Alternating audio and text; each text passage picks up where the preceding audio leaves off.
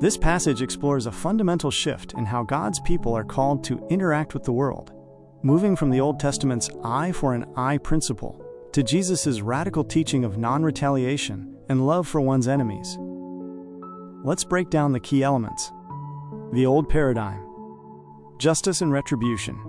The eye for an eye principle, lex talionis, in the law of Moses aimed to ensure proportional justice. It limited revenge, preventing escalation and ensuring that the punishment fit the crime. While seemingly harsh in its historical context, it represented a step towards a more regulated and less arbitrary system of justice compared to the blood feuds and cycles of violence common in ancient societies.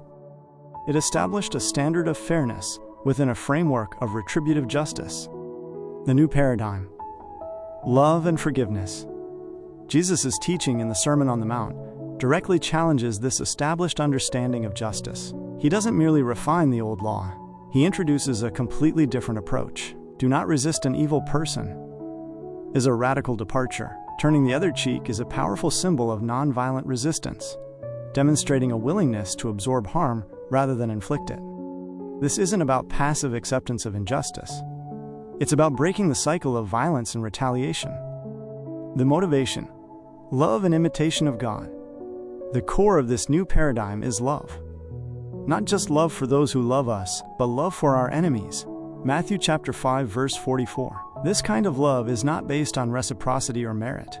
It's a selfless, unconditional love that reflects God's own character. Jesus models this love in his own life, ultimately sacrificing himself for humanity, even for those who would persecute and crucify him. This act of ultimate love becomes the foundation of the new covenant and the example for his followers.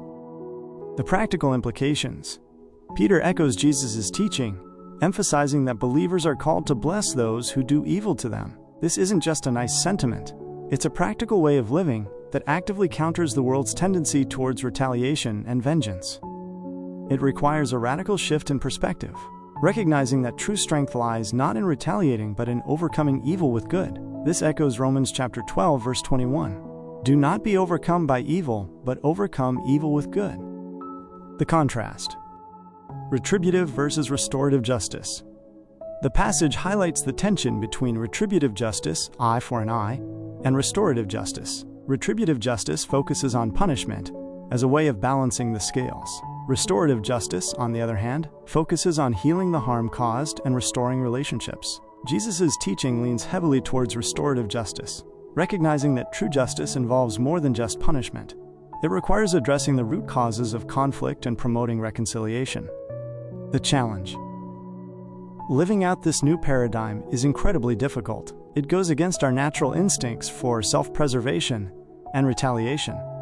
It requires a deep trust in God and a willingness to surrender our own sense of justice to a higher principle of love and forgiveness. It's a lifelong process of learning to love as Jesus loved, even when it's hardest. In summary, the passage presents a profound shift in understanding justice and relationships, moving from a system of retribution to one of restoration, driven by a radical love that seeks the good of even those who harm us. This new paradigm, exemplified by Jesus' life and teachings, offers a challenging but ultimately transformative way of living.